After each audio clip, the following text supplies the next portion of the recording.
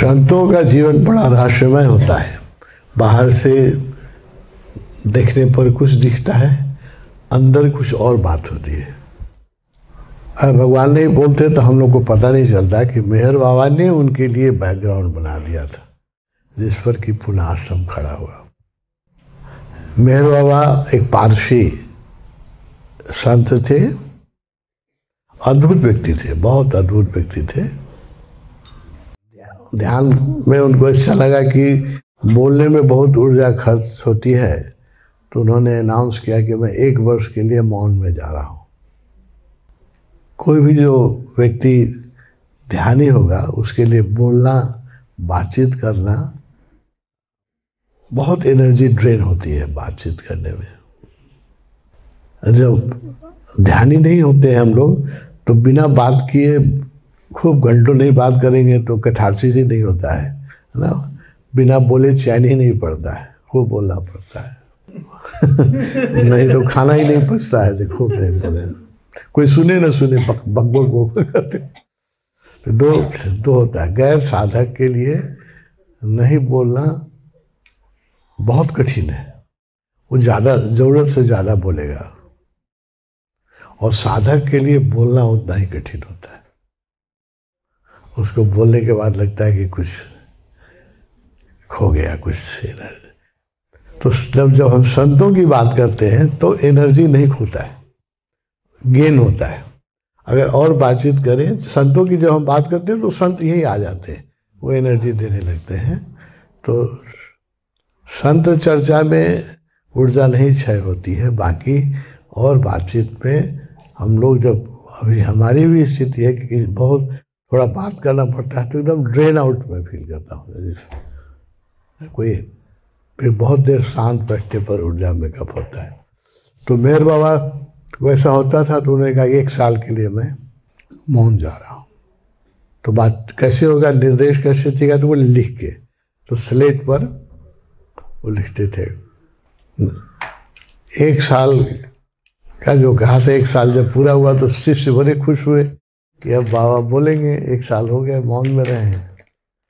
तो बाबा ने लिखा कि मौन में मुझे इतना आनंद आ रहा है, तुम लोग मेरा आनंद मत छीनो, 1 साल और अब मौन रहने दो। आपको इस तरह 1 साल करते करते आजन्म ही मौन रहे, बोले ही नहीं। जब आदमी शुद्ध होता जाए तो शुद्धता भी बढ़ती जाती है, जब आदमी चंचल हो जाए तो चंचलता भी बढ़ती जाती है। वो भी कठिन हो गया, तो इशारा से करने लगे। फिर उनके एक शिष्य जो भगवान के पास भी आए, हम लोग को भी उनका दर्शन करने का मौका मिला। जब भगवान पुणे में थे तो वो जीवित थे, मेहरबान तो गुजर गए थे, लेकिन वो भगवान जसवाल जी उनका नाम था। देखिए शिष्य कैसा हो जाता है, वो गुरु के प्रति इतने समर्पित हो गए, मेहर बाबा के प्रति इतने समर्पित हो गए कि किसी ने कोई प्रश्न किया, मान ली उस माँ ने प्रश्न किया और मेहर बाबा को जवाब देना है, तो लिखना भी बंद कर दिए थे, अल्फ़ाबेट प्लेट भी चलाना कठिन हो गया उनसे, तो कैसे जवाब दें। तो वो जसवाल जी ऐसे गुरु से ट्यून हो गए थे कि मेहर बाबा जसवाल को देखते थे सिर्फ आँखों में, और जसवाल बोलने लगता था। जो मेहर बाबा बोलना चाहते थे वो जसवाल जी बोलते थे। तो शिष्य अगर बहुत समर्पित हो जाए तो ऐसी घटनाएं भी घटती है, ऐसा ट्यून हो जाता है शिष्य गुरु से कि गुरु आँखों से ही कह देते थे, वो जो बोलते थे फिर मेहर बाबा समर्थन करते थे कि ठीक बोला। जसवाल जी भगवान से मिलने भी आए थे पुणे में, जब हम लोग थे तो हम लोग ने भी दर्शन किया उनका। भगवान ने बड़ी तारीफ की उनकी, बहुत तारीफ की। साधारण आदमी, साधारण कपड़े, कुछ लगता नहीं था, लेकिन भगवान ने कहा कि देखो शिष्य हो तो ऐसा हो, तुम लोग भी सीखो इनसे, है ना। डिसाइपल का मतलब है कि गुरु से एक हो गया एकदम। तो जिंदगी भर जसवाल जी के मुंह से गुरु बोलते रहे मेहर बाबा। कोई कुछ बात हो कुछ हो, वो जसपाल जी की आंख में देखते थे और जसपाल जी बोलते थे और वो कहते हाँ मेहरवा गर्दन हिलाते ठीक है। यहाँ तक हुआ कि मेहरवा की जितनी किताबें लिखी गई हैं वो सब जसपाल जी की आंखों में देखे और वो लिखते रहे। उनकी एक बहुत अच्छी किताब है, सबको पढ़ना चाहिए। मेहरवा की एक बहुत अच्छी किताब है, क्योंकि जीवन भर मौन रहे इसलिए उन्होंने एक किताब लिखी है, उसका नाम है मच साइलेंस। उनकी किताब का शीर्षक है मच साइलेंस। बहुत पॉपुलर फेमस किताब है। बहुत घनीभूत मौन उसका अर्थ हुआ है ना, मच साइलेंस। तो सारी किताबें उन्होंने जसपाल की आंख में देखी है और जसपाल लिखता है। देखिए, गुरु के प्रति शिष्य इतना समर्पित हो सकता है, इसका एक एग्जाम्पल। जसपाल जी तो अब शायद चले गए होंगे, पूना में आए थे भगवान जब थे तो भगवान के दर्शन करने आए थे, अब तो शायद बीत गए होंगे। चुप कराइए उनको।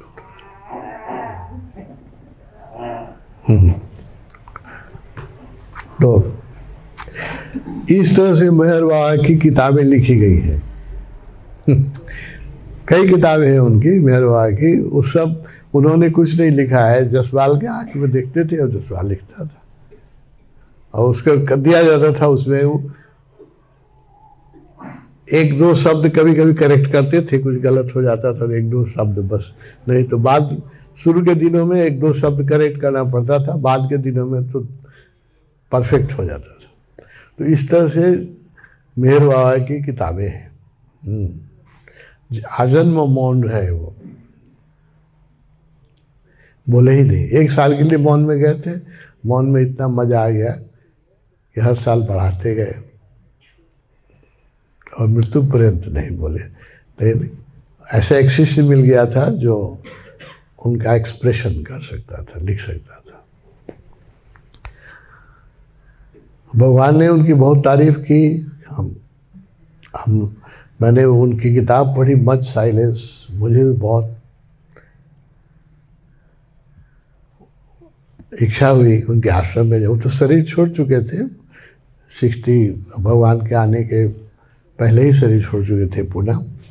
तो आश्रम देखो, उनका आश्रम है पूना में ही है। तो एक भगवान के शिष्य थे डॉक्टर, बहुत फेमस, एनलाइटेड भी हुए वो, अजीत सरस्वती उनका नाम था। बहुत इंडिया के फेमस गायनकोलॉजिस्ट थे, फेमस वर्ल्ड रिनाउंड डॉक्टर थे। तो वो भगवान के शिष्य थे, उनका पूरा परिवार भगवान का विरोधी था।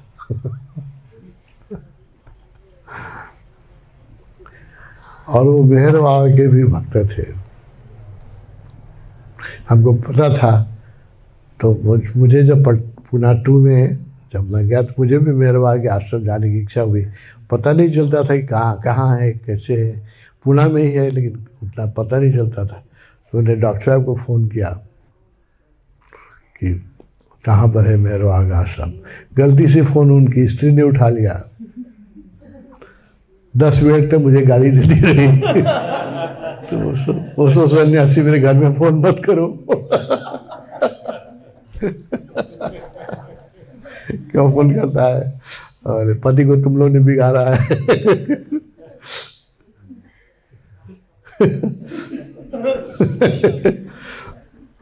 डॉक्टर साहब नहीं बात उनसे भी पता नहीं चला, कहाँ कैसे पता चले। देखिए गुरु लोग कैसे काम करते इसका नमूना देखिए। मुझे मेहरवा से मिलने की इच्छा है, कोई पता नहीं चल रहा है, आश्रम पूना में ही है, कैसे नहीं गए। एक दिन क्या हुआ, भगवान के लेक्चर में जाते समय हम लोग बैग रखते थे, बैग बाहर में अपना झोला रख देना पड़ता था, जूता बाहर रख देना पड़ता था। बुद्धा हॉल में जाने के पहले कुछ नहीं ले जा सकते हैं, सब कुछ बाहर छोड़ देना पड़ता था।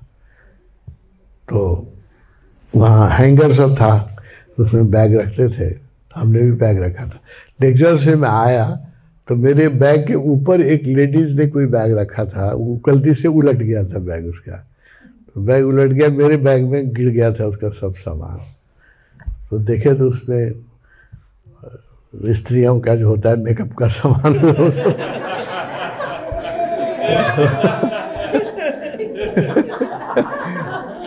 वो सब था।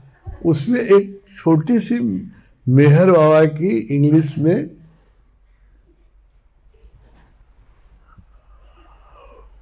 बुकलेट थी, बहुत पतली छोटी सी, है ना, बहुत छोटी सी, है ना। तो सब सामान तो मैंने उसके बैग में रख के ऊपर लटका दिया, मेहर बाबा की किताब देने का मन नहीं क्योंकि उनको मैं खोज रहा था मेहर बाबा को, नहीं।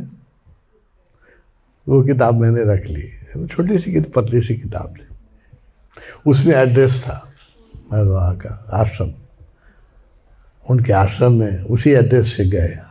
आपको बताएं कैसे लोग त्यागी होते हैं, हम लोग को सीखना चाहिए। बड़ा आश्रम मेरे वहाँ तो गुजर चुके थे, जिसे लोग नहीं आते थे। एक ही शिष्य था उस आश्रम में, रामकृष्णानंद उनका नाम था, अकेले शिष्य। पूरे आश्रम को बहारते थे, वो साफ करते थे। हाँ, लाइब्रेरी थी, मेरे किताबें बेचते थे, रिसेप्शन था, बहुत अच्छा आश्रम था। अकेले थे, हमको मिलके भी आश्रम, हमने कहा कि आप अकेले हैं, तो बोले कि नहीं, जब मेहर बाबा की जन्म दिवस होता है तब मेहर बाबा के सारे भक्त आते हैं, और कोई इम्पोर्टेंट डे होता है, मेहर बाबा की गुरु थी बीबी जान, तो उसका जब बर्थडे होता है तब बाबा जान, तब लोग आते हैं। तो साल में 2-3 दिन यहाँ लोग भीड़ लगती है, बाकी मैं अकेला ही रहता हूँ।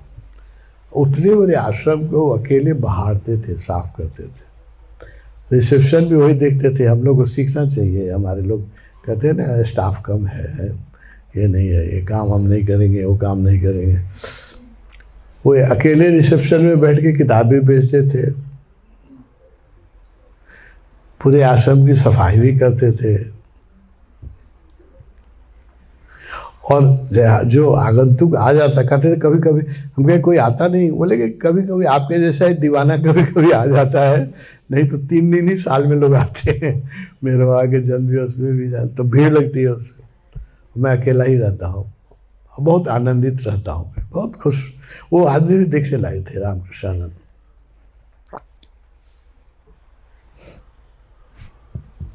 आप लोग उस टीवी रूम में जाएंगे तो आपको फोटो दिखाएंगे उनका, है ना। हाँ, उसमें एक आर्मी के बहुत बड़े पद पर रिटायर बने, एक्स आर्मी अफसर थे, मेहर बाबा के प्रेम में पड़े, पागल हो गए। मेहर बाबा अपने पागल थे आधा, तो उस पागल लोगों का ही गुजारा। तो हमने कहा कि कोई आता नहीं है, तो हमसे जवाब दिए पहले ही वेद पे कि आपके जैसा पगला कभी कभी आ जाता है, तो कोई आता नहीं। हमारी बहुत अच्छी दोस्ती हो गई उनसे। तो किताब, मुझे बुक का एक शौक है, किताब बहुत खरीदता हूँ, पढ़ता कम हूँ, खरीदता जा रहा हूँ।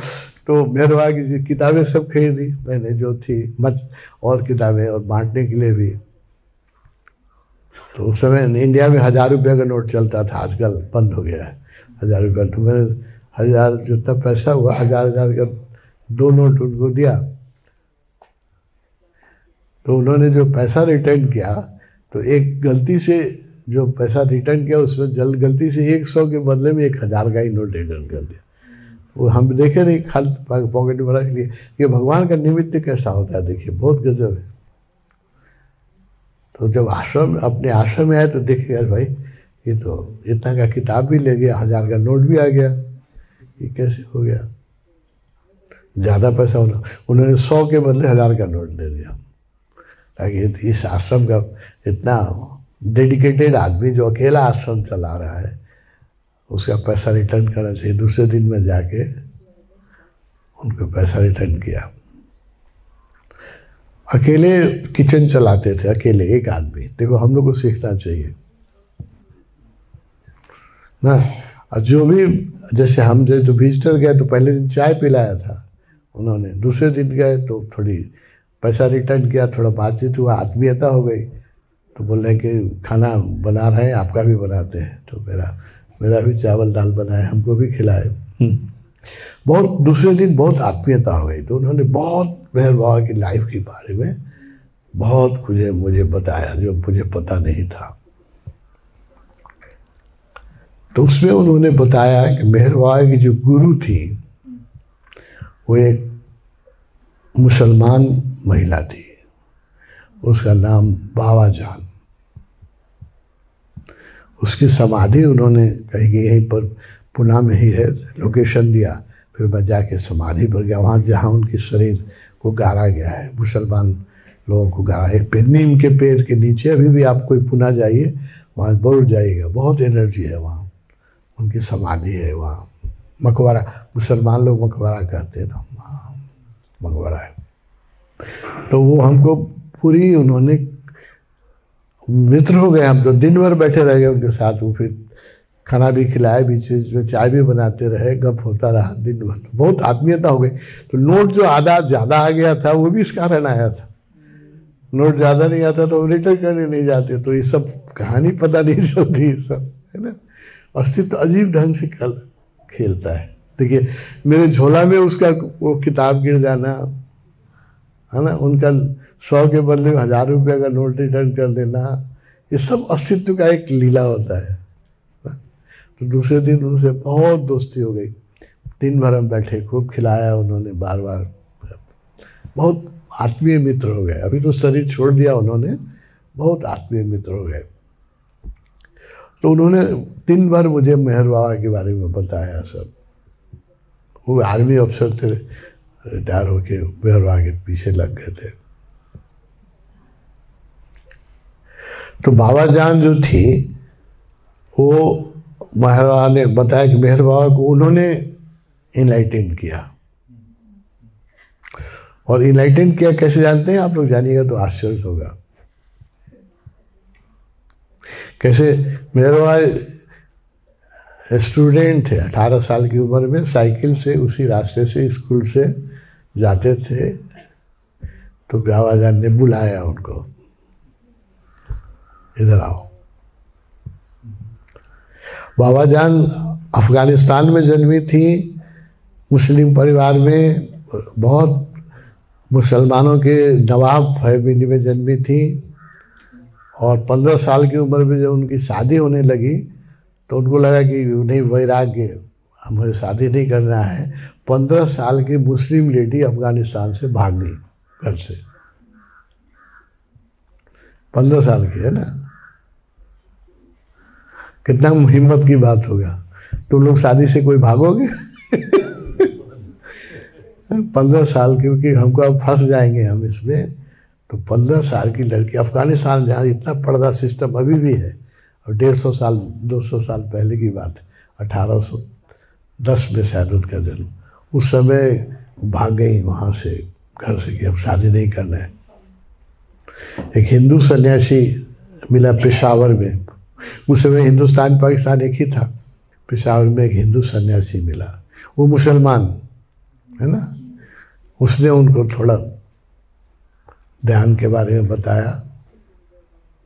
अब बोला कि एकांत में जाओ, गुफा में ध्यान करो। 15 साल की मुस्लिम लड़की है ना, अच्छे नवाब की लड़की, वो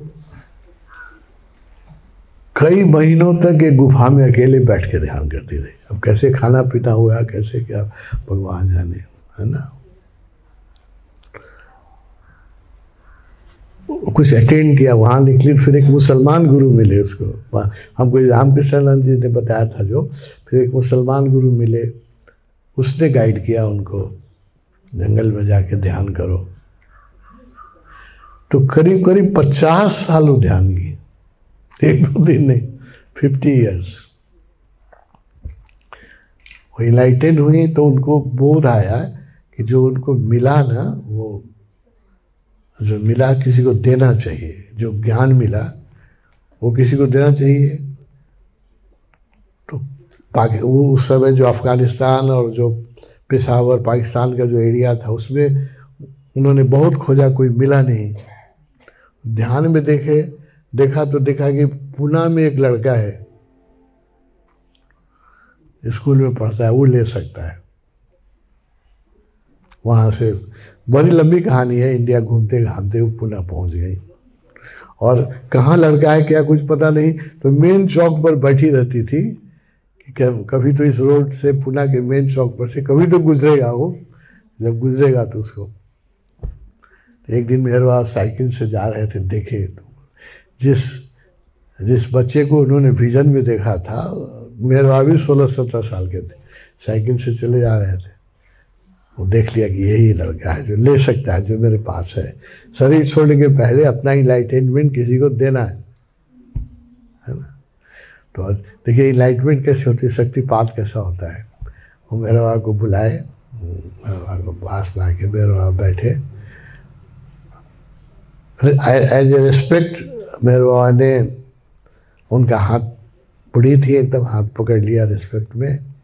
तो मेहर बाबा के थर्ड आई पर उन्होंने किस किया, यहाँ पर। देखिए शक्तिपात कैसा होता है, एनर्जी है ना। थर्ड आई पर उनको भी बाबा जान ने किस किया, मेहर बाबा गिर गए ट्रांस में। 1 साल ट्रांसफर है, 1-2 दिन नहीं, 1 साल। उनको लोग घर पर उठा के लाए, बेड पर ही रहे, 1 साल तक छत को देखते रहे, न खाते थे न पीते थे। लोग जबरदस्ती कुछ उनको जूस वूस पिला देते के जिंदा रखा, दूध पिला के जिंदा रखा, न खाते थे न बोलते थे। 1 साल तक ट्रांसफर है।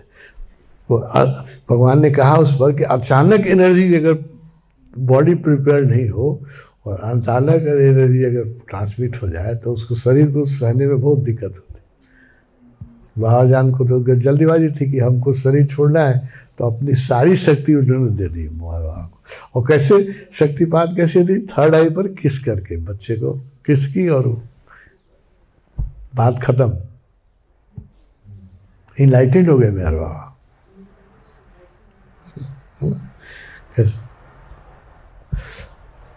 1 साल तक तो ट्रांसफर है, फिर धीरे धीरे उनको फिर सेंस में आए। बहुत समय लगा, बहुत सेंस में आए, समय लगा। उसमें भी कुछ ही दिन तक वो गुरु बन के लिखते रहे, बात करते रहे। उसके बाद तो मौन में ही चले गए। तो उनका जो शिविर आप लोग भी करते हैं, तो उनका शिविर लेने का ढंग गजब था मेरा। आपको बताएं मेरा ढंग क्या था शिविर लेने का। उनके पारसी थे, तो ज़्यादा तक उनके मुसलमान और पारसी लोग आते थे, मुसलमान लोग आते थे, ईरान से, पाकिस्तान से, सब जगह से आते थे उनके भक्त, क्योंकि उनमें जादू था। He was silent but he was radiating so much grace and energy. वो हंसते रहते थे। बहुत लोगों पर को उन्होंने ट्रांसफॉर्म किया है, मुसलमान और पारसी। और एक उनका एक और जीवन का एक भाग शुरू हुआ कि जो लोग एक शब्द है, मस्त कहते हैं उसको, उर्दू में मस्त कहते हैं, हिंदी में उसको दीवाना कहेंगे। तो कुछ लोग होते हैं ध्यान करने वाले लोग, जिनको गुरु नहीं मिलता है या अच्छा से टीचिंग नहीं मिलता है, तो एनर्जी जब चढ़ती है तो लगभग पागल हो जाते हैं वो। और कुंडली अगर अचानक जग जाए, इसीलिए कम्यून चाहिए, इसीलिए गुरु चाहिए। अचानक जग जाए तो एनर्जी बर्दाश्त नहीं होती है, पागल हो जाते हैं।